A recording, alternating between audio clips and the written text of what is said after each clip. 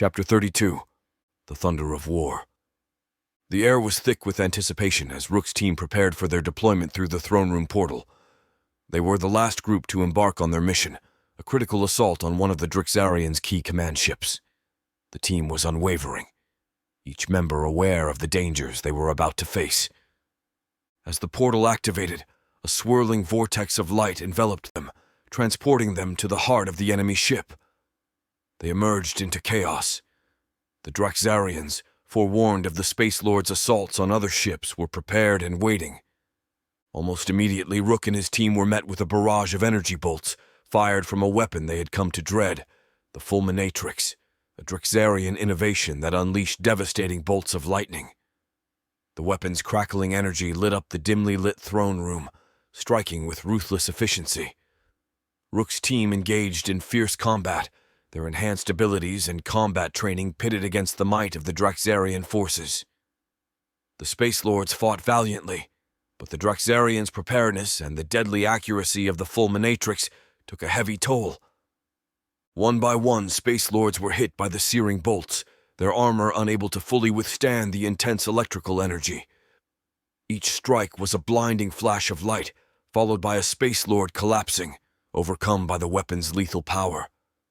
Despite their enhanced strength and resilience, the Space Lords found themselves at a disadvantage against the relentless assault. Rook, witnessing his team's numbers dwindling, realized the direness of their situation. With half of his Space Lords fallen, he knew they needed to secure the throne room and the surrounding area quickly to prevent further losses. "Regroup and push forward!" Rook shouted over the din of battle, his voice a rallying cry. "Secure the throne room! We can't let their sacrifice be in vain!" The remaining Space Lords, fueled by a mixture of grief and activation of their adrenaline reserves contained within their suits, intensified their assault.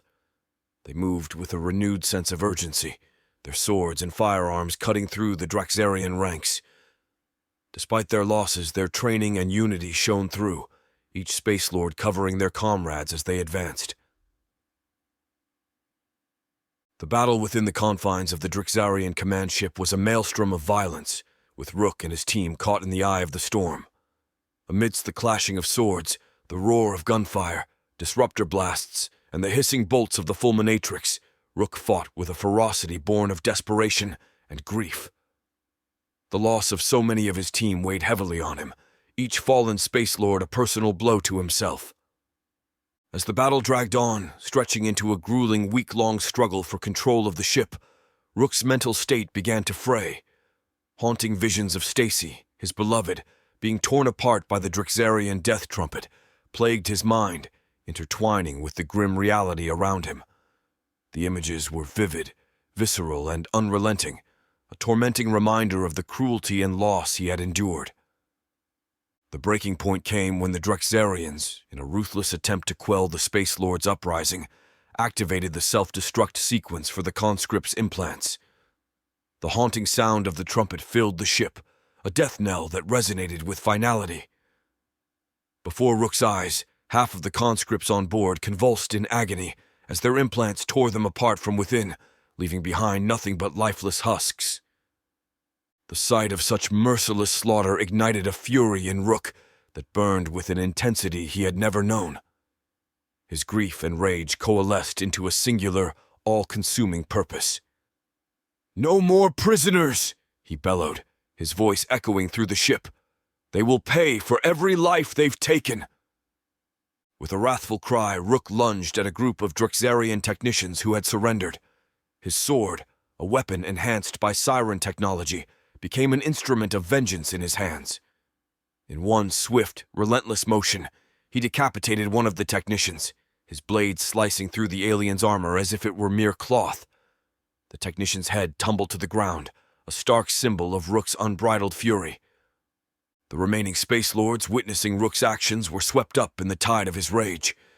They unleashed their own wrath upon the Drixarian forces, leaving no quarter.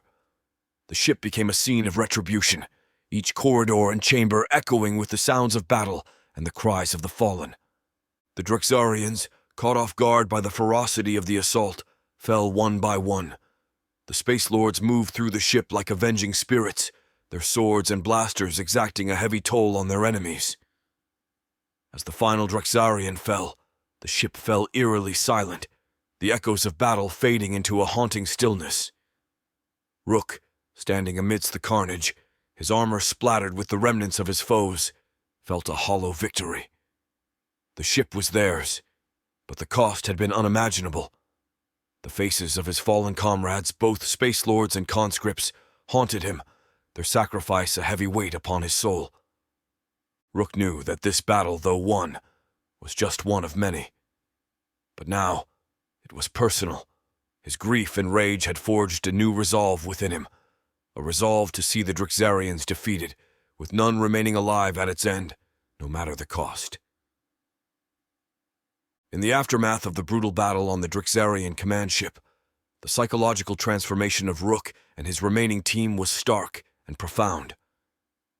The intense violence they had both witnessed and perpetrated, particularly the merciless killing of their fellow conscripts by the Drexarians, had pushed them beyond their limits. What had started as a fight for freedom and justice had morphed into a darker, more vengeful crusade. As Rook and his remaining team of Space Lords gathered in the dim corridors of the ship, filled with triumph and sorrow, underlying these emotions was a simmering rage, a desire for retribution that overshadowed their earlier ideals.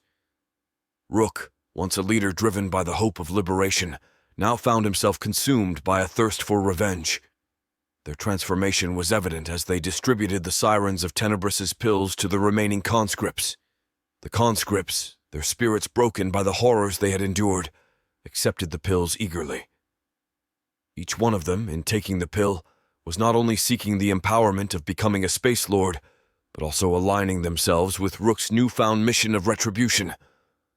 A newly transformed Space Lord approached Rook, his expression hard and resolute. "Commander, we've suffered at the hands of the Drexarians.